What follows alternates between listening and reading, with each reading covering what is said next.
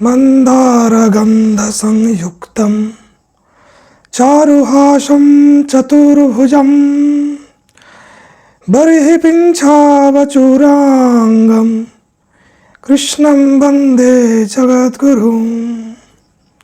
नमस्कार, सकलके वेद और पुरातनी कथाय स्वागत जानाई।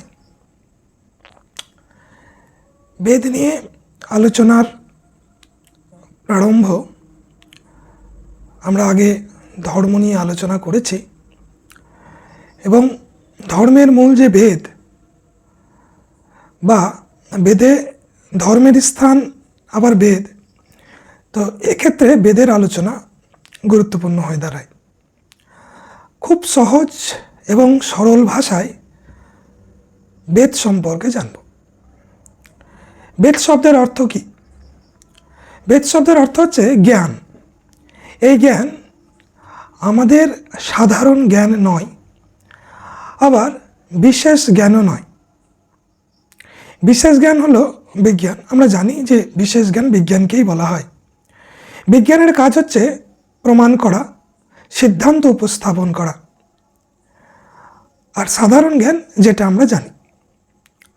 কিন্তু বেদের যে জ্ঞান, সে জ্ঞান হচ্ছে পরম জ্ঞান, যা সাধারণ জ্ঞান এবং বিশেষ জ্ঞান থেকে ভিন্ন। যদি বলি আগুন কি, তাহলে আগুনে হাত দিলে আগুনের যে দাহিকা শক্তি, তার দ্বারা হাতটি পুড়ে যাবে। বিজ্ঞানের কাজ হচ্ছে অগ্নির দাহিকা শক্তি প্রমাণ করা। আর আমরা সাধারণত জানি যে আগুনে হাত দিলে হাত পুড়ে যাবে, এটা হচ্ছে সাধারণ জ্ঞান। কিন্তু বেদে এই জ্ঞানটিকে বা আগুন সম্পর্কিত তথ্য সুন্দরভাবে উপস্থাপন করা হয়েছে। এখানে আগুনের রূপ, আগুনের গুণ এবং আগুনের কর্ম বিষয়ে আলোচনা করেছে বা মন্ত্রগুলিতে উল্লেখিত হয়েছে।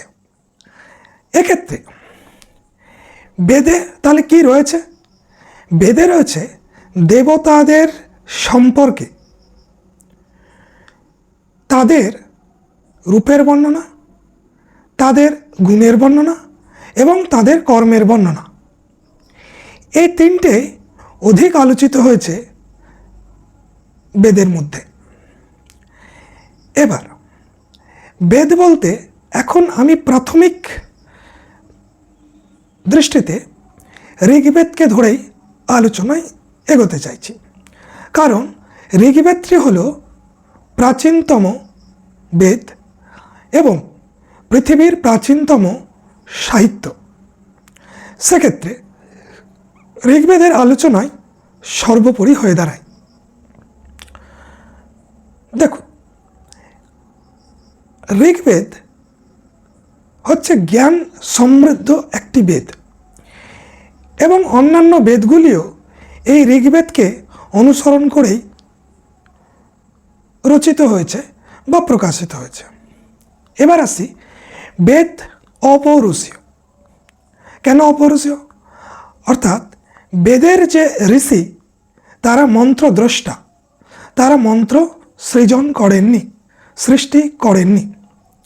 সাধারণভাবে যদি বলি, তাহলে অগ্নি সম্পর্কিত যে জ্ঞান, তারা আগুনকে দেখে, আগুনকে অনুভব করে, আগুনকে উপলব্ধি করেই পেয়েছেন। এক্ষেত্রে এই জ্ঞানটি অপৌরুষীয় হয়ে দাঁড়ায়।